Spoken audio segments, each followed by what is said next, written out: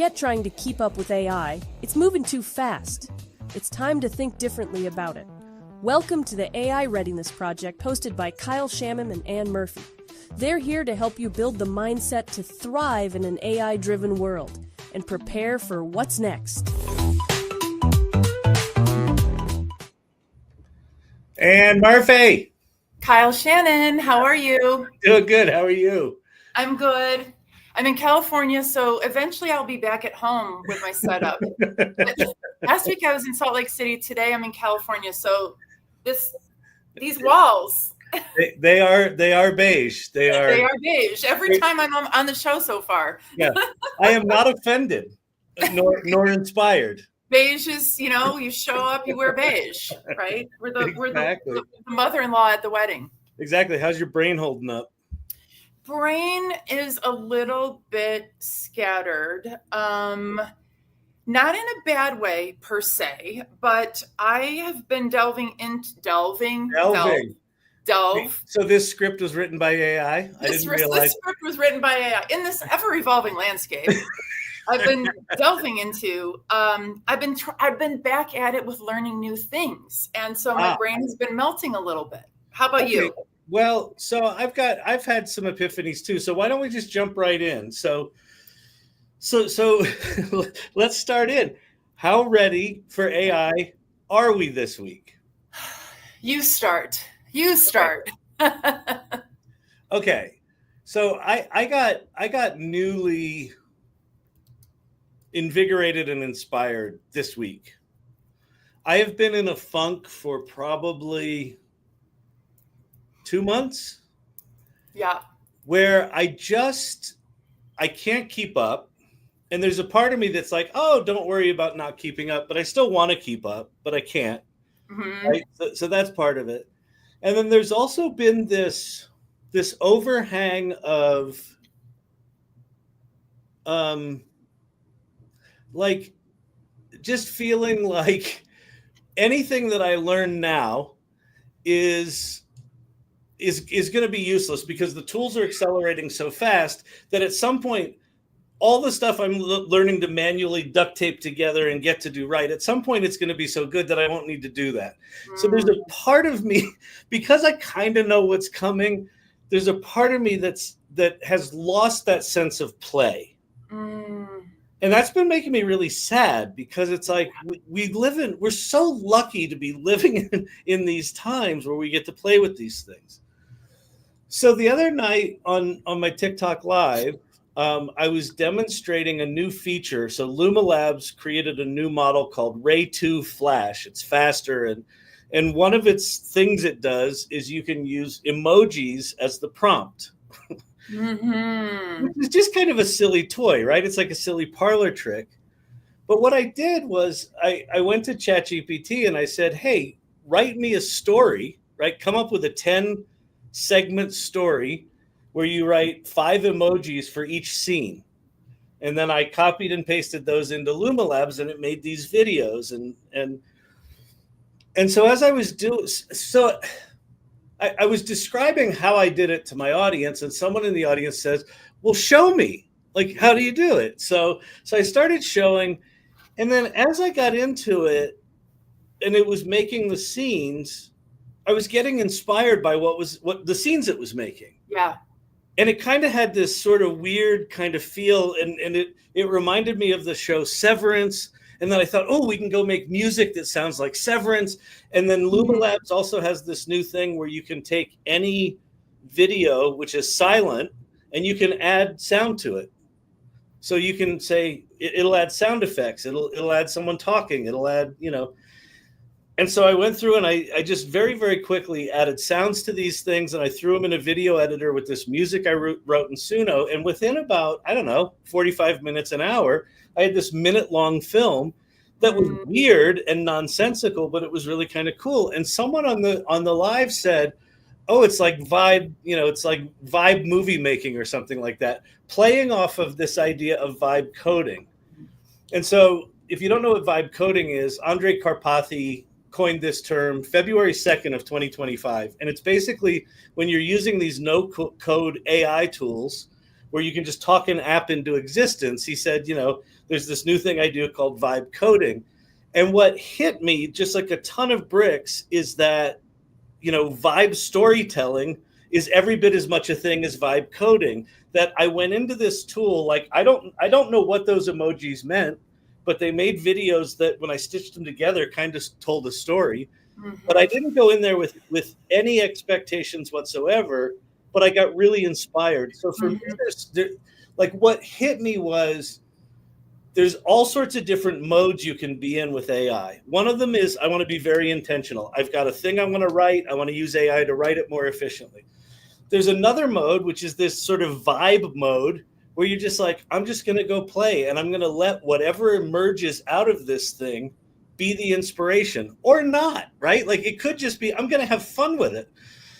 But then sometimes an idea will come up that's so good that you're like, ooh, I want to pursue that. And like the musical that I'm working on right now was one of those where this idea just popped up. So it hit me this week that I've been vibe storytelling for 2 years. But now I kind of have a word for it. And it's this low expectation, high play AI. I saw that part where you were making, when you were taking the emojis and creating images based on them and then going over, and the person in the chat was doing a really beautiful job of kind of bringing you along by asking the questions that sometimes we forget to ask anymore, which is like, how did you do that? Oh my gosh, how did you do that? Yeah, exactly. And, even like the term vibe coding, I heard in an interview where 𝗥𝗲𝗱𝗶𝗀𝗀𝗀 was talking about it. And then I've heard it mentioned a few other times. And right when we were getting ready for the show, you said, Anne, do you know what vibe coding was? And I had this second of like, I don't want to admit that I don't really know. Because it depends on the setting, like how comfortable you are saying, I don't really know, and think it's you. And I can't say I do know when I don't know, because then I might have to talk about it. And we literally had like 30 seconds. So, but it was another reminder, because I've kind of been in this space recently with like, I'm starting to learn new things again, but I'm having the feeling that you get when you're being stretched, where you worry that you're not quite going to get it at the end of trying to do something. I'm starting that you won't accomplish the thing you're setting out to do. Yeah. Of probably what a lot of people on the sidelines feel like, I want to try to learn this thing, but I don't know if I'm going to get the outcome that I want. So is it ready? Is it worth it for me to try to learn a new thing? And part of it is that I do not spend very much time playing in AI. I have become very like, use the tool, crush it, like make it bend to your will to get the outcome that you're looking for. Very Gen X, very firstborn. I was going to say, I'm not going to call you an overachiever, Anne. I'm not going to do it. Right. But so I'm like fine tuning and hammering on these very specific things. And those are making me feel accomplished. Mm-hmm. But I haven't been doing as many things that are like fun recently. So I think, where I am with my readiness, it's like, I have all this intuition. I can see how all the pieces fit together because of, things like Festivus and the Readiness training program. It's like, I'm there, but along the way, somehow I decided that it was too overwhelming to pay attention to everything, which I do think is a good call. Yep. But I cut out I haven't even used Midjourney in probably 2 months. Not even opened it. And I was using Midjourney every single day. I don't even know how to make videos. I need to start doing some more things that are fun, because I've started to think of AI in a very pedestrian, it's sort of just like oxygen. It's like Excel, more of a tool than something that's as creative and fascinating as it really is. I think that's a very natural instinct, for one thing, because that's that's how computers have always acted for us, right? Right. What computers have always been is a way to do our existing work more efficiently. And I think when I first started digging into AI, where I immediately went was efficiency and automations. Oh, let me go do automations and let me make my existing work more efficient. And the play piece is where we discover the generative part of generative AI, right? Yeah. Because it can, sort of augment your ideas and amplify your ideas and amplify your humanity. And that's why this week was such a big deal for me, because I had kind of lost that joy. Yeah. And so I got back in touch with it in making that film. And you know what it almost was, Anne? It was giving myself permission to have no expectations. Yes. And especially with AI Learning Lab, I mentioned this on the live, like I named it the AI Learning Lab. So I have this self-imposed pressure that if I don't know what I'm doing and if I'm not teaching, then it's not good. And what I kind of discovered was the joy of it doesn't really, I can just play and maybe someone will get something out of it and maybe they won't. And I feel like for you similarly, like find a way to give yourself permission to just like have it not be about accomplishing something for the thing. Maybe there's just a little moment of joy. Make yourself a little flower next to a pond if that's the thing that would calm you down, right? Yeah. Oh, I think there's something that happens, and I don't know what the folks who are like still on the sidelines, I don't know what you started integrating as being a normal thing. That's true. Fiery63. I think that this conversation is like reminding me not to take it for granted. Mm-hmm. Yeah. Because that's the other side of feeling like I'm symbiotic with it, is that it's just like, whatever, Yeah. I got that thing. Yeah, whatever. And the problem with that is, so if you've gotten really good at whatever, writing emails or writing a draft proposal, whatever it is, right? You likely miss the fact that maybe the tool's gotten way better and it can do something that you previously discounted, that, it can't really do that yet. Well, maybe it can now, right? Mm-hmm. And that's part of it also, part of that play thing. Because one of the things I've noticed, in fact, let me show you our this title. So the little picture that we have here of Adnan, I just had a little square image that didn't have the background on it. Yes. Midjourney can now very, very easily, you just sort of erase the crap around his head and say, make me a background. And it just automatically made it there. And it's like the tools are getting so good. They're just getting. Did you do use the image and then like a reference? Did you put a reference photo in or something like that? I used a mood board. I've got a mood board with all of our graphics. See, that's what it is. So this is like the beginner's experience of I haven't learned how to use mood boards yet. So now I won't let myself use Midjourney until I learn how to use the mood boards. Yeah, because you're not perfect. But like I totally get it. And there's just a magic in Midjourney of just go in there and put a one-word prompt in with nothing else. Yes. And just again, the thing I discovered this week of being willing to have no expectations. Yes. And just, you don't have to master it. And in giving yourself permission to not master it, you'll maybe click on a few more things and you'll master it, right? It's the counterintuitive. Yep. I'm going to draft off of your renewed sense of play because, we've talked about it. Like, you're right. Like the last couple of months, you've brought it up a number of times that you've kind of been in like a lull phase or a plateau or some word like that. I don't want to put words in your mouth, but if you're going to play again, I'll play again. How about that? Deal. Love it. I love it. All right, good. So let's now... Let me, here's one thing to pay attention to this week. You asked me before we got started, what's the thing we're going to pay attention to this week? I don't have a good answer for it this week. What I'm going to talk about is this new thing that came out of China called Manus that everyone's talking about. And I'll briefly describe what it is, and then I'll talk about why I think it's worth paying attention to. One is just it's made a lot of noise, right? There are very few things that come out that kind of take over Twitter. Like one of the ways that I pay attention to things going on is, do I see it mentioned more than once, right? Mm-hmm. And occasionally you'll see something that's mentioned 2 or 3 times, and then more rarely 5 or 6 times. Manus has been, dozens and dozens of times. It's everywhere. Everyone's talking about it.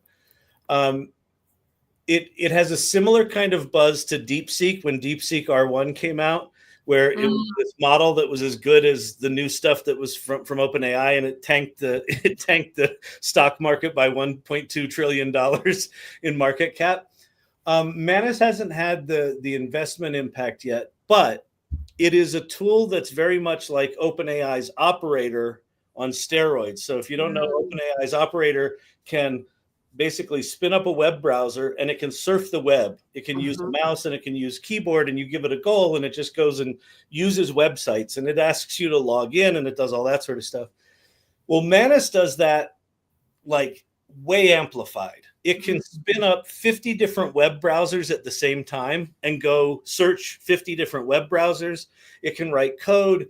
It's got logic in it. It's got reasoning in it. So it's mixed together all these different piece parts. Everybody assumed that this was a new kind of frontier model company. This was a new big player coming out of China. What it turns out is that they're actually using Claude 3.5, the API for Claude, not even the new 3.7. That's coming from them. And then they use, so Claude 3.5 has the ability to use other applications. It's this thing called MPC or MCP. I think it's MPC, where it can use other applications. So Manus is Claude plus 36 applications that they've written, all working in concert together. Here's why I think it's important. They took effectively off-the-shelf technology, the Claude 3.5 API. Maybe they wrote some of these applications. Maybe they were open source. Who knows what it is? But there's 36 of them that are all working in concert. They stitched them all together. So I don't know how many people work at that company, but what it says to me is smaller, more nimble companies, if they're clever, are going to be able to stitch together some of these AI tools in ways that are going to be massively disruptive to big companies, big corporations. And I don't think it's just limited to AI companies, right? I think it's any business right now, they lay off 10% of their workforce. 3 or 4 of those people that they laid off might go off and spin up some technology that is a direct competitor to them 2 months later. Yeah. And so anyway, so that's the thing that I think is worth paying attention to, just because, like, for me, the phrase that just keeps popping into my head is the acceleration continues. This isn't slowing down. The overwhelm that we're feeling is still accelerating, and it's going to still feel overwhelming. And I don't think it's going to get better. Yeah. And the readiness component of that is, who is ready for this, Kyle? Who is ready for this particular genre of acceleration with Manus? Like no one, right? No one. And it's there's a part of me that is still in denial, right? About, well, maybe it won't be that bad. And I don't necessarily think it's going to be bad, but I think all of us are going to have to adapt. We're going to have to change. And I don't think there's any escaping it. And so for me, AI readiness is about choosing to be adaptable, choosing to be curious enough to at least know that it's coming. Because for me, what's worse than sort of, really crazy change, accelerating change, is having that change happen to you when you're not even aware of it. And I think a lot of people are going to face that. And that to me makes it really sad. That part is really sad. So what do you think happens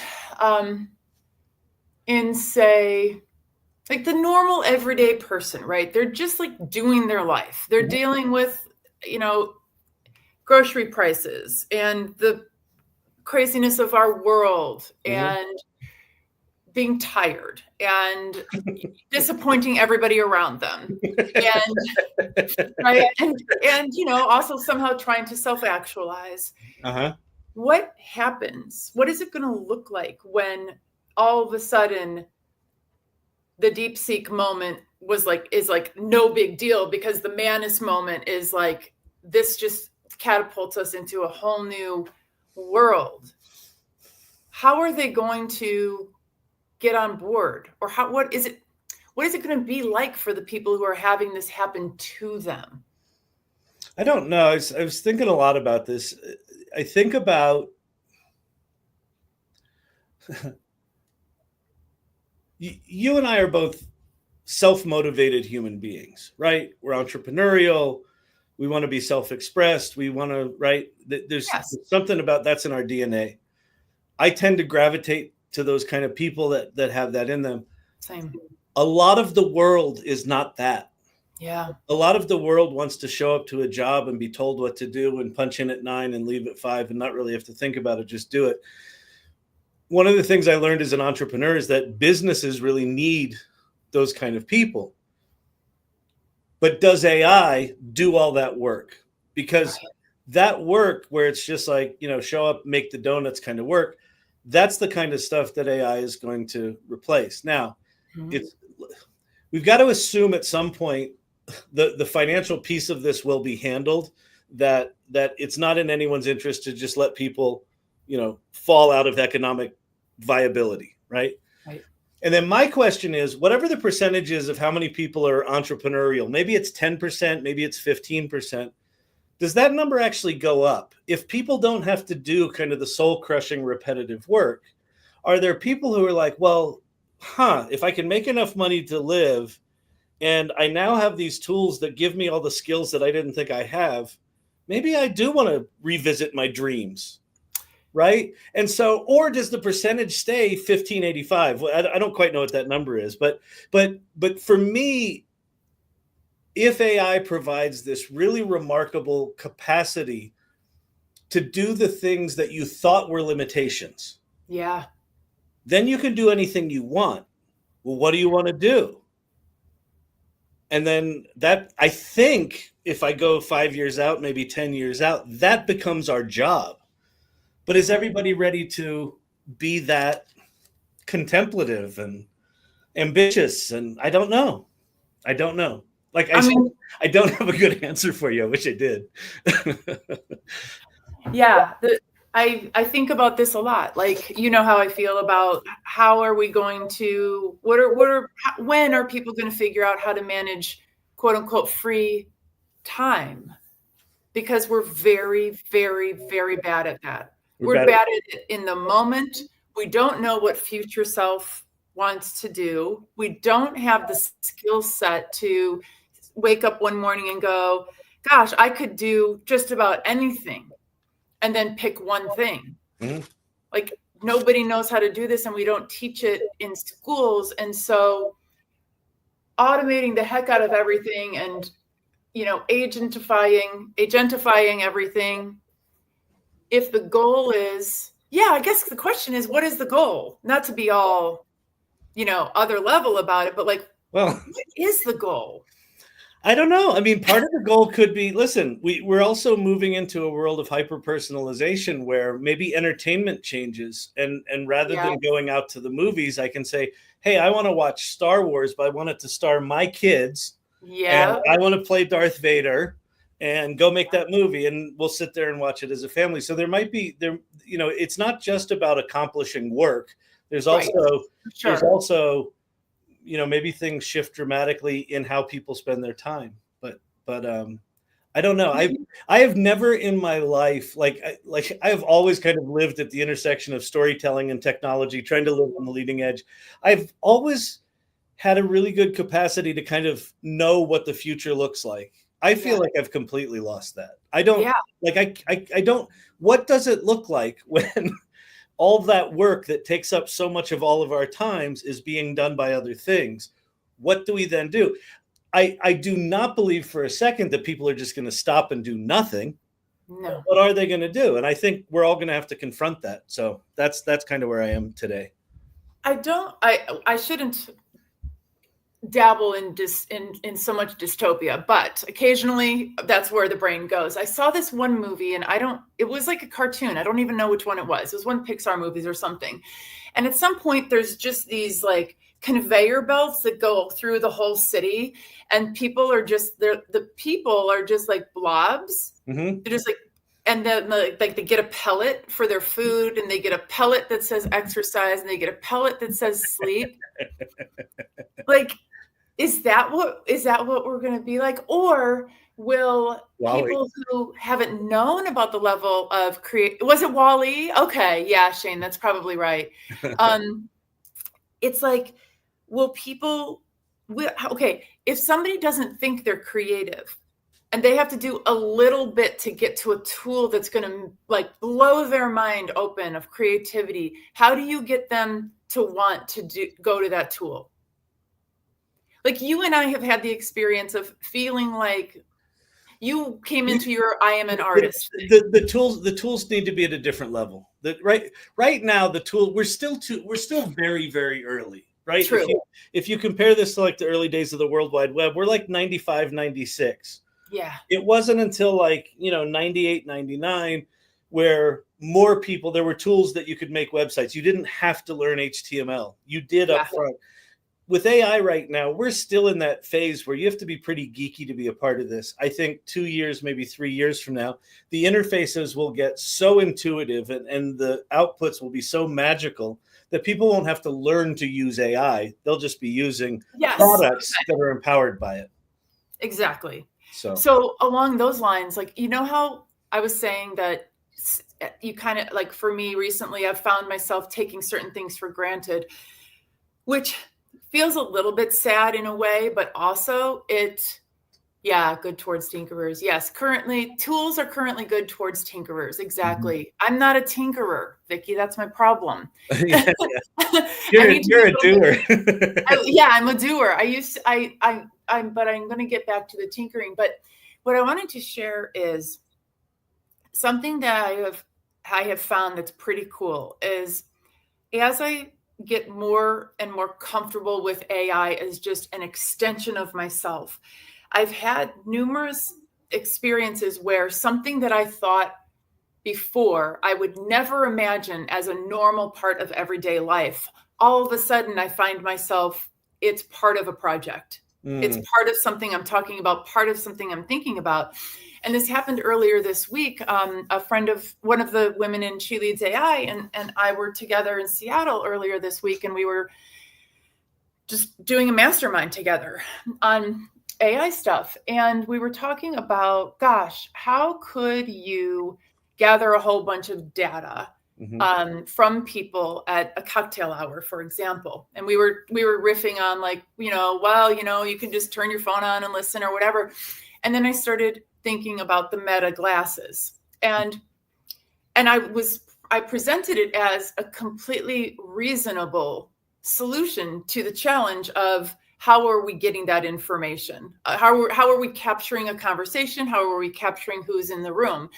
And even just like 3 or 4 months ago, I was like, that's ridiculous. That's horrible. That's going to ruin the world. There's no way we should do that. Mark Zuckerberg is evil. All he wants is our data. Now he wants our brain. But here I was already going like, okay, I knew about that. I knew it existed. I have thoughts and feelings about it. But here we were thinking about how it could make the world a much, much, much better place. Yeah. The black and white thing is something that I think we all need to explore. So one of the things that brought us together, one of the things that's super important is community. So why don't you tell people about She Leads AI? I'll talk about the salon. Well, I'm particularly excited to talk about and think about She Leads AI today because Adnan, his book, Adnan is our guest today, his book talks about the kind of things that we're doing in our communities, and some of it specifically related to She Leads AI. So She Leads AI is an organization. Our mission is to unite accomplished women to advance AI for global prosperity. That sounds very, very serious. And a lot of the work that we do is very serious, but we also don't take it overly seriously. For example, one of our members is teaching us how to make teams of AI personas. And we had a member jam earlier this week. Some of our friends couldn't, some of the women in the group couldn't make it. So we're going to drink green beer, if any of us drink green beer, on Monday is St. Patrick's Day, whatever day St. Patrick's Day is. And we're going to rewatch our webinar where one of our members taught us how to make AI personas. So Beautiful. We have fun while we're also learning things and kind of blowing our own minds. So we have courses, we do consulting, we do advocacy, and we have a membership. And our membership community is kind of aligned with what AI Salon is. So yeah. She Leads AI, and you can find out more about it at sheleadsai.ai. Beautiful, terrific, and the salon. I'll do this quick so we can get a non up. If you go to the salon.ai, you can say join our community. The AI Salon was founded the week after ChatGPT came out. It's a group of about 3,000 AI optimists. Our journey to AI readiness in the salon is play first, mindfully create, and generously lead. And the generously lead thing is really fun. We just started, Vicky kicked these off, sessions called Learn Out Louds. So LOLs, LOLs, where the community is just teaching each other, here's something I learned. I hope you can learn it. So really, really generous group of people. So wonderful humans. Yeah. So with that, why don't we bring up our guest of honor? Our guest of much, much honor. Adnan, how are you, sir? I'm doing really well. So fun to hear you both talk just now. It got me all energized. I'm like ready to go. Well, Adnan, as we were thinking about which friendlies we should bring on the show in the beginning, people who we knew would roll with the punches of having a brand new endeavor. Your name came up right away. You were such a fan favorite at Festivus. Yeah, I'm so delighted to have a chance to visit with you again, even if I had to create a podcast just to hang out with you. and prior to this, you taught me how to say your last name, and it's Iftekhar. That's right. Did I get it? Okay, good. You got it. No, I'm super excited about this. And yeah, you and I met through a bunch of different communities, back to the community thing. So what I would love to have you do, Adnan, is please just, tell us who you are, what you've been up to. And then we've got our 3 questions that we'll ask you after that. But tell us what you've been up to and what you're really excited about these days. Totally. Thank you so much again for having me here. Super excited. Always fun to be one of the first folks on something, and that's why I'm so excited again. And when you reached out to me, I was like, oh my gosh, yes! I'm gonna try to make it happen the first date that you gave me, just because I've only been back in the U.S. for about 10, no, not even 10 days. Yeah, about 10 days actually.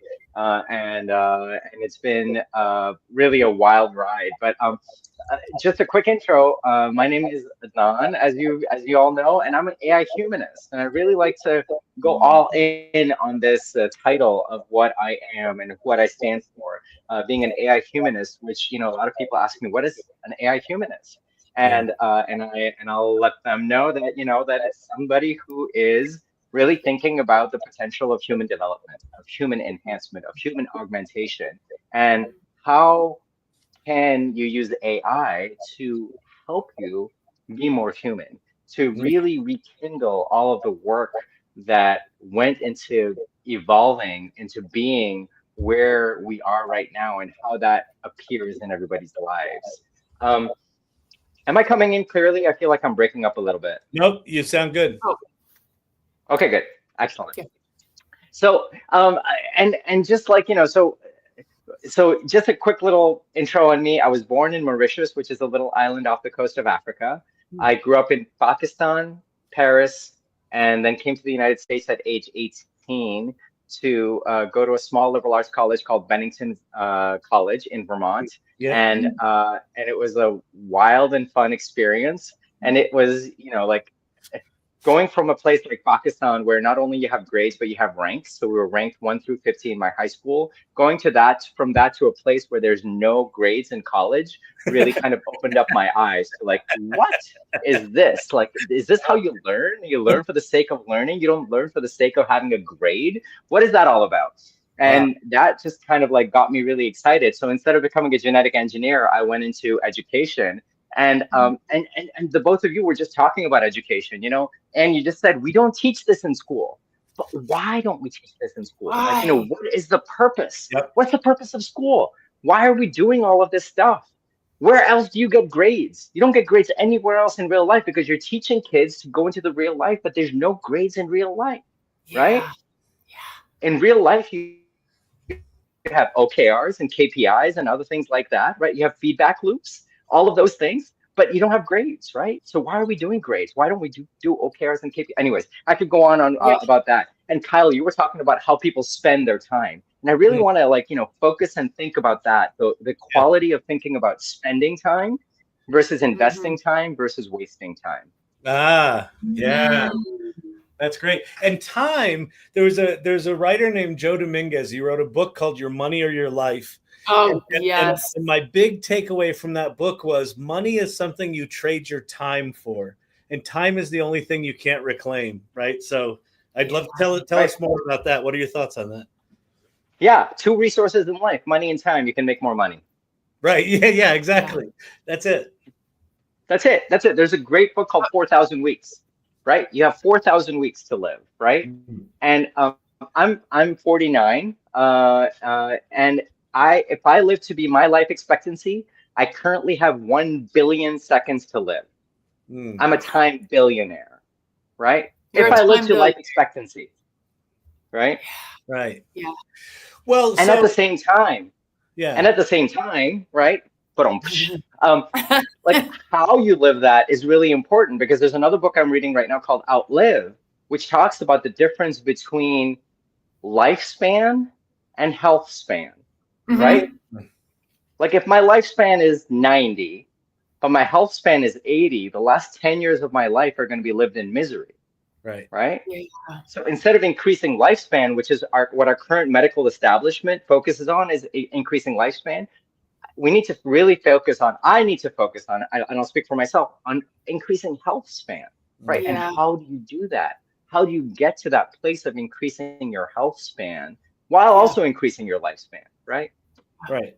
Yeah. And AI might buy us that time, right? If you believe the life escape velocity people, that if we live for the next 5 years, you're going to live for another 100. But let's not go to that future just yet. You know, talk to me about how do you feel AI buys us time right now, or maybe just for you personally, how is AI allowing you to live better time, or, you know, take more advantage of those billion seconds you've got, you braggart? And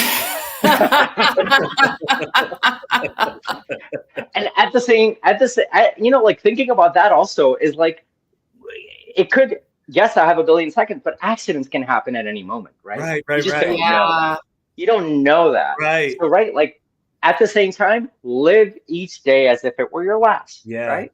Because you don't know. You don't know these things. And so what's really important to me, I come back to this, is the human relationships, which is why, again, I call myself an AI humanist, because I can double down on human relationships and use AI intentionally, responsibly, and ethically to help me augment my time, augment my productivity, accelerate my whatever it is that I want to do, the good that I want to do in the world, right? That I feel, you know, like having a meaningful, positive impact in the world. Yeah. So I've been starting to think about not time and not money, because neither of them really make sense in the way I was brought up with those concepts anymore. Because of AI, time doesn't make sense in the same way it used to. Time is not the same thing as significance anymore, right? It used to be, in a lot of things that I do in my life anyway, the more time I put, the more important it must be to me. But now some of the very most important things I do to make an impact in the world are done in a fraction of the time. And I don't want to say that that makes it less meaningful. It doesn't. That's going to be hard for us to all figure out. Things that we do, you know, symbolically to indicate, we spend time symbolically to indicate that something is important. And now we don't have to do that anymore. Like writing a letter of recommendation, for example, is a typical example. A performance review, another example. So, and then money doesn't make sense as much anymore either, because, you know, if you think about like, how do you trade your time for money, or do you trade your time for money? That's different. So what I've been trying to think about, and this is one of the reasons why I was so excited when I was looking through your book, is it's really, I feel like it's more and more about how are we able to utilize our best, most immaculate energy. For example, if I don't waste all of my brain calories on a spreadsheet with multiple messed up columns, which would be a double black diamond task for my brain, right? Like I would need to go to bed afterward. If I don't have to do that, then I can go out that night and hang out with my friends because I preserved my best energy. So we think about productivity, and it is a component of that, but it's really about like, how could we live a much more human, humane, connected, interconnected life using these tools?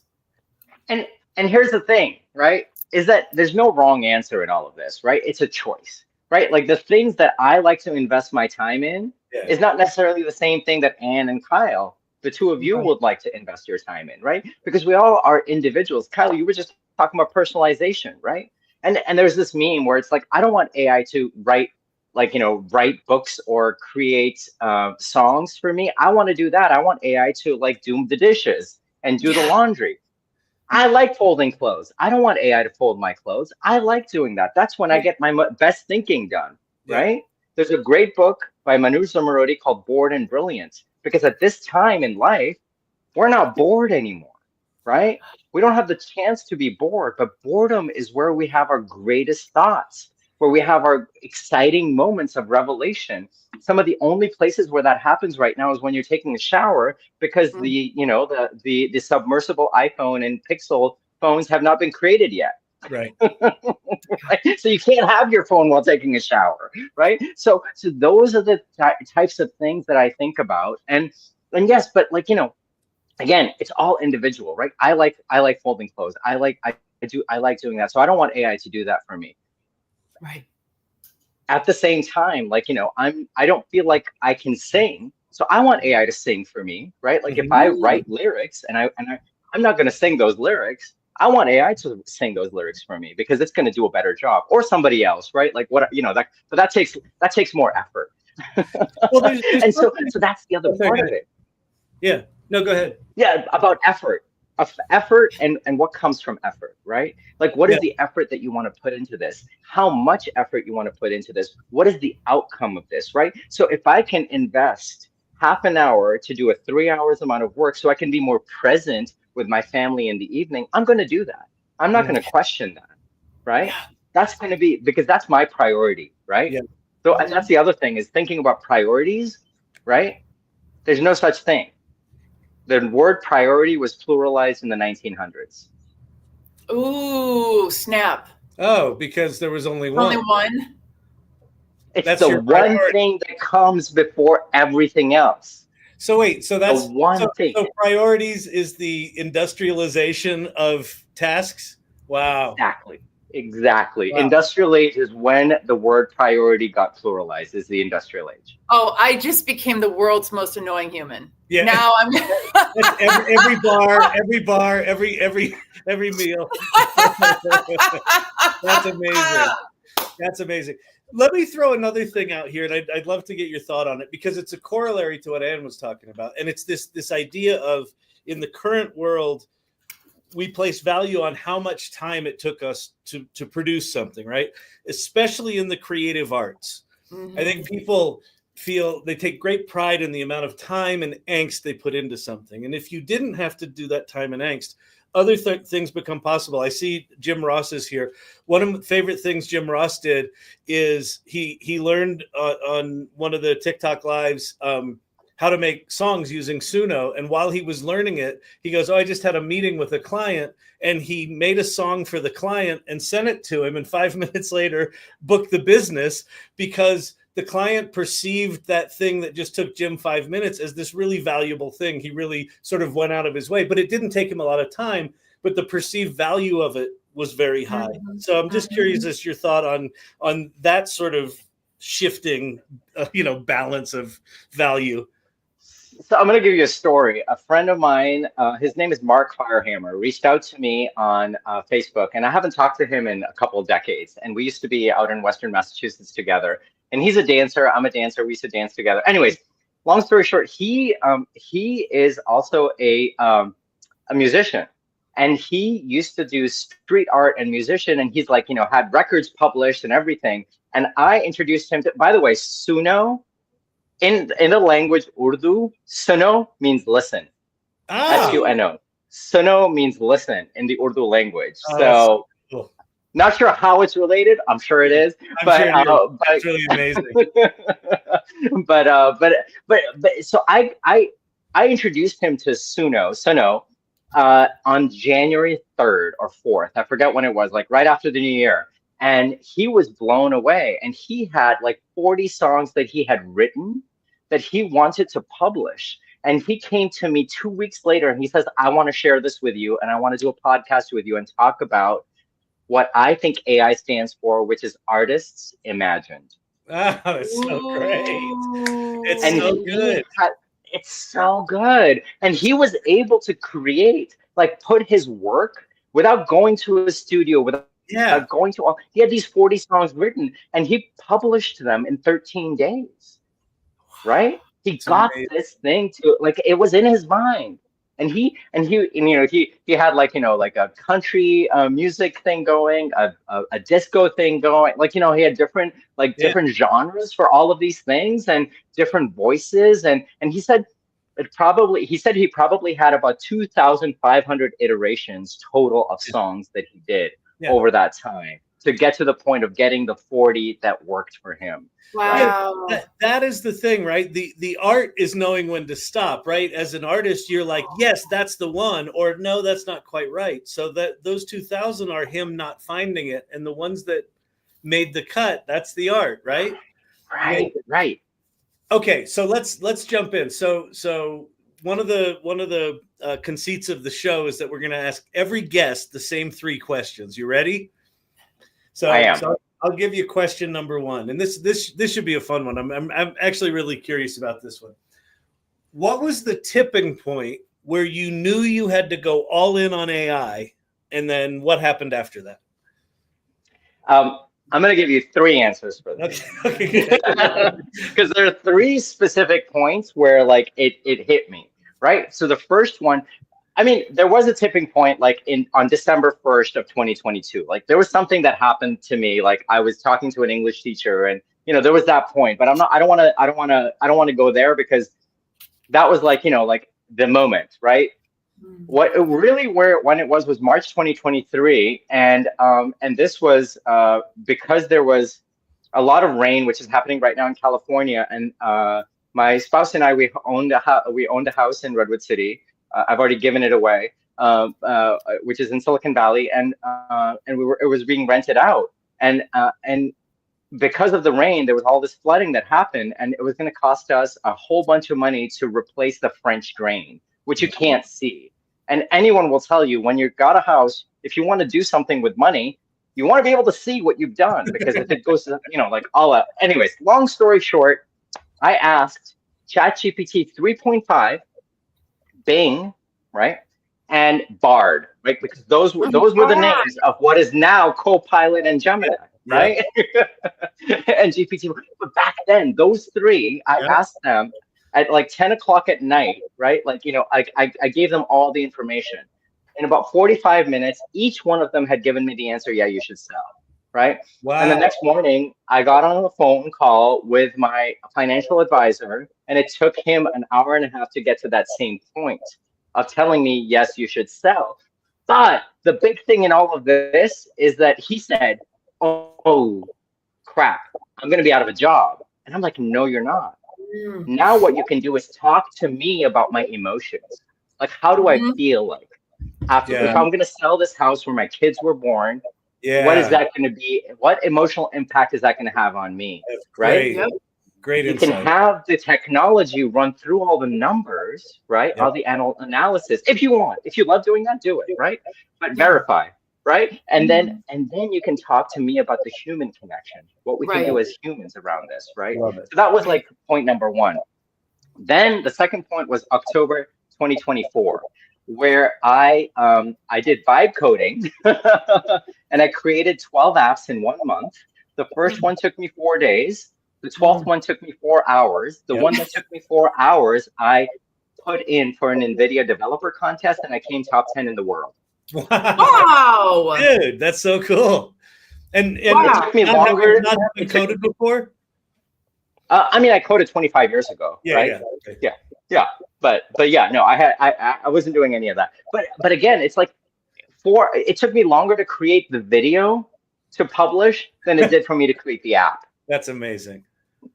So that was number two. Number three was right after that, coming onto AI Salon and meeting Brian Moynihan, with whom I wrote a book. Him and I wrote AI Culture Shift, right? And that process took 6 weeks. I calculated it would have taken us 6 months without AI. And we have a portion in here around how we wrote the book as well. But community, right? Like the community, the AI Salon community brought us together. We had multiple connections and we got together. We still hang out every day. I was on a call with him this morning. And like we're hanging out every single day. I've met him twice in person now in 2 different countries other than the United States. I've met him in Pakistan and in Saudi Arabia. We met in Pakistan in January and Saudi Arabia in February, right? Like, so, I mean, I'm like, okay, the third time we meet is going to have to be a different continent now. We've got to go to that point. But what this led me to, right, like, is writing a book with my 11-year-old daughter. Oh, my God. Right? Oh, what is it? Your journey through? Oh. Yeah, it's a journey through AI, emotions, and climate change. So it's a book that she wanted to write. And this will get a kick out of, right? Like, so whenever I do voice mode on ChatGPT with folks that are, you know, my age range or even slightly younger than me, they're like, oh my gosh, this is magic. To her, it was not. My 11-year-old, she's like, yeah, this is like Google 2.0. Yeah. Right. Yeah. She talks to Google Home. And she'll, you know, have it turn on the lights and do this and do that. But to her, this was Google 2.0. So that was the second. The third thing. Now I'm working on a picture book with my 9-year-old about AI. Oh, amazing. Right? So that's the other thing that's happening. So both my littlest children are going to be published authors this year, right? So amazing. So and for me, it's about like the possibility of what you can do with all of this, right? So these are the 3 points where I was just like, it kind of reinvigorated me to go all in again and all in again and all in again. Yeah, that's great. All right, I think we're waiting for okay, Anne's there. Oh, all right. I'm trying. I just wrote classic. I got to plug in my computer. Oh, charger. That's hilarious. Right, Anne, why don't you? I have a question for you. Yeah, I have a question for you. By the way, how freaking awesome would it be if AI could just find our chargers for us? I mean, the number of things that I do in a given day that squander so much of my immaculate energy. You can just have your humanoid robot follow you around and put things back in the That's what I need. We're going to wireless chargers soon. I mean, charging is going to be wireless. I think in the next 2 years, we're going to have wireless charging. I mean, it already exists. It's just going to become a lot more prevalent. Yep. Adnan, we have a question for you, but first I have to ask you if you remember a Saturday Night Live skit. I think there were a couple of them actually, where Chris Kattan was in a backpack and he was a travel stenographer. And his purpose was, so you would put your backpack on and Chris Kattan, I think that's his name, was in there. And he would, while you were talking to your spouse and, you know, grousing at each other, he would take notes on who said what. So the next time you get in a fight and you're like, remember that time when you said whatever. Okay, so now we have our travel stenographers. Everything that we do now, whether it's looking for a charger or proving that you were right and your spouse was wrong, AI can help with. There you go. AI can help with. I have to tell. I have to tell you, like, you know, like I record so many things now on here, and to get the transcript so that I can put it through. I mean, it's so wild. It's so wild. Everything. I don't know what we did before. We had our own travel stenographers. Okay, so ��𝗲 yeah, that's it. Yeah. Okay, so what have you discovered or rediscovered about yourself because of AI? Yeah.